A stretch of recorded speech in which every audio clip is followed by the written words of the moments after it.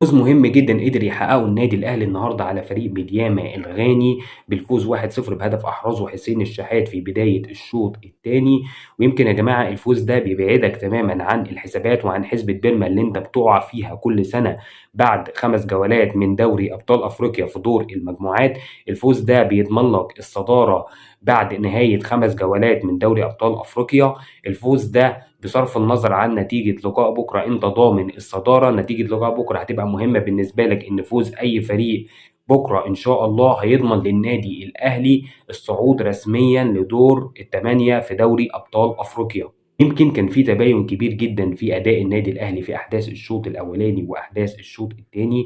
النادي الأهلي طول أحداث الشوط الأولاني كان مختفي تمامًا. النادي الأهلي كان معصبني جدًا طول أحداث الشوط الأولاني، كان بيلعب بشكل سيء جدًا، جدًا، جدًا.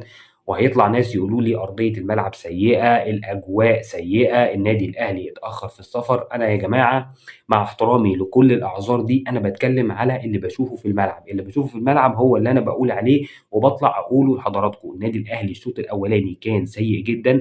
النادي الأهلي كان مستباح دفاعيًا طول أحداث الشوط الأولاني. جبهة محمد هاني يا جماعة جبهة وثغرة كبيرة جدًا في دفاع النادي الأهلي من ساعة مباراة شباب بلوزداد والعودة بعد 50 يوم من الإيقاف. وجبهة محمد هاني هي الثغرة الكبيرة جدًا والواضحة جدًا في دفاع النادي الأهلي. وواضح يا جماعة إن المدير الفني لميدياما الغاني كان مركّز على الجبهة دي بشكل كبير. واضح إنه اتفرّج على مباراة النادي الأهلي قدّام شباب بلوزداد وعرف إن في ثغرة ناحية محمد هاني في الناحية اليمين، فكان مركّز أغلب هجومه طول أحداث الشوط الأولاني على الاختراق من ناحية اليمين، ونجح أكتر من مرّة إنه يعدّي من محمد هاني. وأنا الصراحة مش عارف يا جماعة لإمتى محمد هاني هيتعامل إن هو ناشئ. محمد هاني النهارده يا جماعة كان كابتن النادي الأهلي، واخد بالك من الكلمة؟ كابتن النادي الأهلي، وبيلعب بالأداء ده وبالمستوى ده يا جماعة. حرام والله، بجد حرام. كمان وسط الملعب يا جماعة كان المفروض عمرو السولية بيلعب رقم 8 ناحية اليمين، وإمام عاشور بيلعب رقم 8 ناحية الشمال. لكن الصراحة أنا ما حسيتش إن عمرو السولية بيميل على محمد هاني علشان يسنده دفاعيًا بالشكل الأمثل. فكان محمد هاني يا جماعة دايمًا في موقف 1 على 1، ومحمد هاني في موقف 1 على 1 دايمًا توقّع إن اللعيب اللي بيلعب قصاده هيعدّي منه. ما فيش مرّة محمد هاني وقف موقف 1 على 1 ضد أي لاعب في أي فرقة إلا ولعيب الفرقة التانية ده قدر إنه يعدّي من محمد هاني ويشكّل خطورة على مرمى النادي الأهلي. ثغرة كبيرة جدًا، والصراحة أنا مش عارف إمتى هتتحل الثغرة دي، ومش عارف إزاي هنقدر نخلص من الثغرة الكبيرة اللي موجودة ناحية اليمين. كان ممكن النهارده أكرم توفيق يلعب ناحية اليمين، كان ممكن طبعًا أكرم توفيق يلعب ناحية اليمين، لكن برضه ما كنتش ضامن بنسبة كبيرة إن أكرم هيقدّم أداء عالي، لإن أكرم يا جماعة من بعد الإصابة الأخيرة وهو لسه بعيد جدًا عن مستواه. واضح إن أكرم بعيد جدًا، جدًا، جدًا عن مستواه، ويمكن ده اللي خلّى مارسيل كولر النهارده ما يبتديش بيه في وسط الملعب. يعني أنا النهارده وأنا بابُص على التشكيل لقيت كريم نيدفيد بيلعب رقم 6، واستغربت إزاي من إمتى كريم نيدفيد بيلعب رقم 6 في النادي الأهلي. وإزاي أكرم توفيق مش موجود على الأقل في المركز ده. بس طبيعي جدًا يا جماعة إن واضح إن أكرم توفيق بعيد جدًا عن مستواه، علشان كده مارسيل كولر فضّل إنه يلعب بكريم نيدفيد رقم 6 على الرغم من إن إمكانيات كريم نيدفيد إن هو بيلعب رقم 8 مش رقم 6. ولكن واضح إن مارسيل كولر اضطر إنه يعمل كده علشان أكرم توفيق بعيد جدًا عن مستواه في الفترة الأخيرة مع النادي الأهلي. ومش هاقول إن كريم نيدفيد قدّم أداء سيء، يعني نقدر نقول قدّم أداء متوسط طبقًا لإن هو بقى له كتير جدًا ما لعبش مع النادي الأهلي، وطبقًا للأجواء هنقول إن هو قدّم أداء إلى حدٍ ما مقبول مع النادي الأهلي طول أحداث الشوط الأولاني ولغاية ما اتغيّر مع بداية الشوط التاني. يمكن كمان النادي الأهلي ابتدأ المباراة بmedium block، وده كان طبيعي جدًا في ظل الأجواء وفي ظل إن النادي الأهلي جه متأخر لغانا وحصلت مشكلة في الطيران. فكان طبيعي جدًا إن أنت ما تضغطش ضغط عالي في ظل الأجواء والحرارة والرطوبة وفي ظل أرضية الملعب السيئة. إن أنت تضغط ضغط متوسط وتقابل من نص الملعب ده كان مقبول جدًا. وده يمكن كمان كان متوقع من النادي الأهلي، على الرغم من إن فرقة ميدياما الغنية يا جماعة عندها مشكلة خطيرة جدًا، وهي إن أنت لمّا بتضغط عليها ضغط عالي بتدّيك الكورة تسلمها لك تسليم أهالي وبتقول لك اتفضل الكورة. في بعض فترات كده الشوط الأولاني شُفت النادي الأهلي بيضغط ضغط عالي كان بياخد الكورة بمنتهى السهولة، لكن النادي الأهلي ما كانش عنده المقدرة انه يطور الناحيه الهجوميه وانه يقدر يشكل خطوره بالكرات اللي كان بيخطفها من دفاع فريق ميدياما الغاني. فكان النادي الاهلي طول احداث الشوط الاولاني بيلعب ميديم بلوك، بيلعب بيقابل من نص الملعب، بيضغط ضغط متوسط، ما كانش بيضغط ضغط عالي. النادي الاهلي كان هجوميا يا جماعه شبه مختفي، ما شفتش غير فرصه واحده بس لحسين الشحات طول احداث الشوط الاولاني. النادي الاهلي ما كانش بيعتمد على التحضير لسوء ارضيه الملعب، وده برده كان شيء متوقع، وكان بيلعب اغلب الكرات العاليه، كان بيعتمد اكتر على الكرات العاليه المرسله من دفاع النادي الاهلي او من وسط ملعب النادي الاهلي للامام. لكن كان في مشكله كبيره جدا ان انت مش عارف تستقبل الكرات العاليه، على الرغم من وجود موديست اللي هو المفروض محطه مهمه جدا للنادي الاهلي.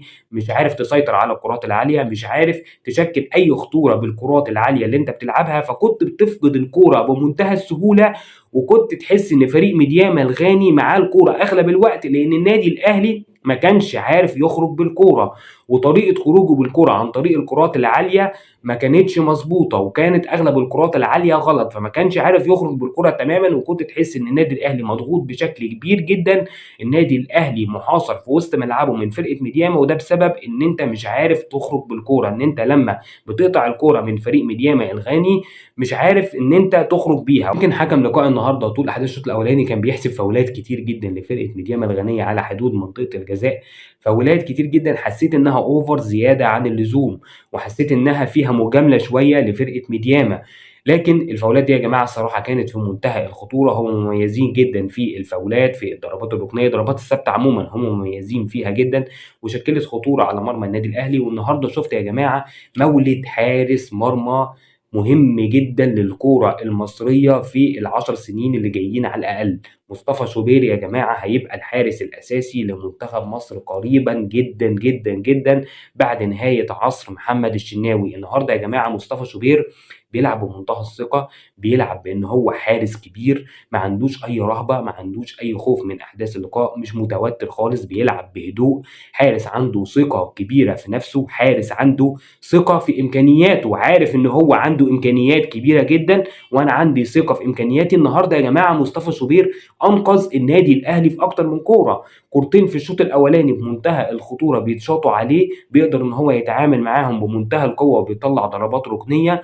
واكتر من كوره في الشوط الثاني، في كوره خطيره جدا يا جماعه في الشوط الثاني، ضربه راس صدها مصطفى شوبير، ردت للي المهاجم بتاع ميدياما الغاني شاطها برده، صدها مصطفى شوبير، كانت كوره خطيره جدا، كان ممكن فريق ميدياما يتعادل عن طريق الكوره دي.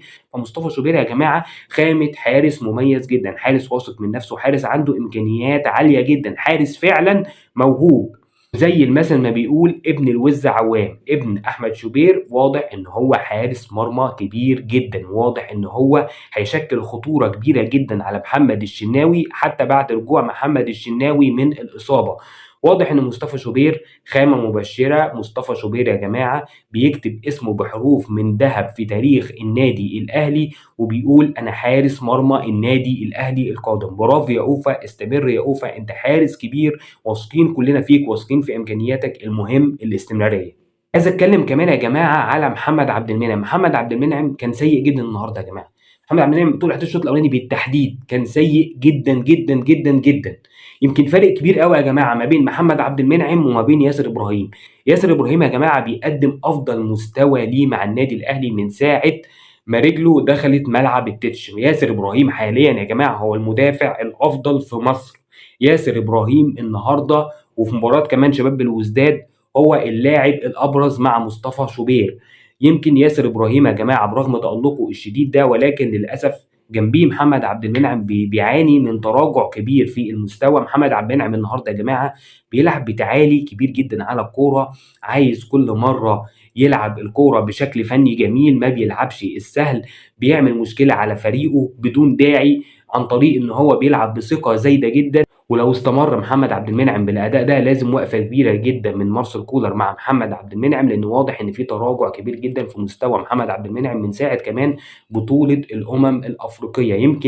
يمكن يكون محمد عبد المنعم مركز شويه في قصه الاحتراف، عايز يحترف بره، عايز يجي له عرض احتراف، ولكن انت بالمستوى ده عمر ما في فرقه هتقدم عرض احتراف ليك، عمر ما في فرقة هتتمنى ان انت تلعب في صفوفها طول ما انت متراجع مستواك بالصورة السيئة دي. اتمنى ان محمد عبد المنعم يراجع نفسه، اتمنى ان محمد عبد المنعم يرجع يركز تاني في الكورة وما يفكرش بره الكورة، ما يفكرش في عروض الاحتراف، ما يفكرش انا عايز العب في اوروبا، ويركز في الكورة. لان لما يركز في الكورة ويستعيد مستواه، عروض اوروبا هتجيله، هتخبط على بابه، والنادي الاهلي مش هيبقى عنده اي مشكلة لو جاله عرض مناسب انه يطلع للاحتراف الخارجي. في بداية الشوط الثاني النادي الأهلي بيستغل غلطة كبيرة جدا كالمعتاد من دفاع ميدياما الغاني، اللي زي ما قلت إن فريق ميدياما الغاني بمجرد إن أنت ما تضغط عليه ضغط عالي بتقدر بمنتهى السهولة تستخلص الكرة وتشكل خطورة على مرماهم. عمرو السولية بيلعب كي باص جميل جدا جدا جدا في ريحة الخبرة، خبرة عمرو السولية كلها حطها في الكي باص دي، لعبها المودست، مودست بيستلمها بشكل رائع. أخيرا يا جماعة مودست بيستلم كرة صح، لأن طول أحداث الشوط الأولاني كان مودست ما بيستلمش اي كرة صح. مودست كان عبء على النادي الاهلي في الشوط الاولاني. مودست طول احداث الشوط الاولاني تحس انه بيلعب مع فريق ميدياما الغاني وان النادي الاهلي بيلعب ناقص واحد، لكن اخيرا مودست بيستلم كرة كويسه جدا من عمرو السوليه، بيقدر ان هو يسيطر عليها ويلعبها متقشره لحسين الشحات اللي بيسدد بشماله علشان الحارس يحاول يصدها تخبط في ايد الحارس وتروح جوه الشبكه. الهدف الاول للنادي الاهلي وهدف مهم جدا للنادي الاهلي مع بدايه احداث الشوط الثاني، هدف يخلي النادي الاهلي يركب المباراه، هدف يهدي لعيبه النادي الاهلي، يخليهم يسيطروا على المباراه بشكل افضل، يخليهم ما يتعرضوش للضغط اللي تعرضوا له طول احداث الشوط الاولاني. كانت بدايه قويه جدا من مارسيل كولر، وواضح ان مارسيل كولر اداهم دش جامد جدا ما بين احداث الشوطين، اداهم دش ان احنا لازم نطور من ادائنا شويه، وان احنا لازم نقاتل على كل كوره، وان احنا لازم نلعب بروح النادي الاهلي، لان روح النادي الاهلي طول احداث الشوط الاولاني كانت مختفيه تماما، ما كانش فيه اي روح من اللعيبه غير يمكن من ياسر ابراهيم ومصطفى شوبير. الشوط الثاني لا، شوط مختلف، في روح كبيره جدا من اللعيبه، في اصرار على تحقيق الفوز وحسم التاهل من المجموعه الصعبه دي، في اصرار ان احنا لازم نكسب المباراه دي. وكان تألق كبير جدا لاغلب لعيبه النادي الاهلي في احداث الشوط الثاني.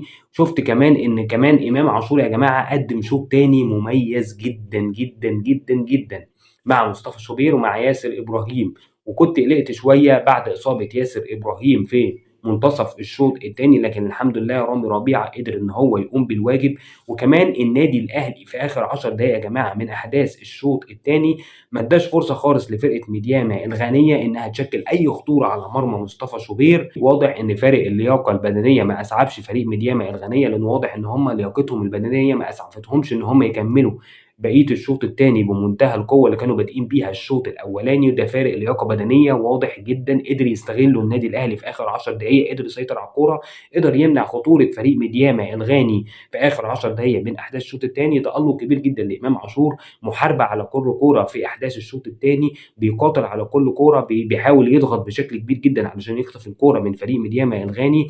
كمان شفنا النهارده تغييرات الى حد ما نشطت بشكل كبير جدا الهجوم بتاع النادي الاهلي. يعني شفت النهارده النادي الاهلي بيغير رامي ربيعه مكان نيدفيد، وهنا لما رامي ربيعه نزل لعب مكان نيدفيد رقم 6 في وسط الملعب، وهنا زي ما قلت لك واضح ان اكرم توفيق ما كانش جاهز علشان يلعب في المركز ده، وده اللي خلى مارسيل كولر يبدا بكريم نيدفيد في بدايه احداث المباراه. كمان شفت تغييره تانية، اكرم توفيق مكان ياسر ابراهيم بعد اصابه ياسر ابراهيم.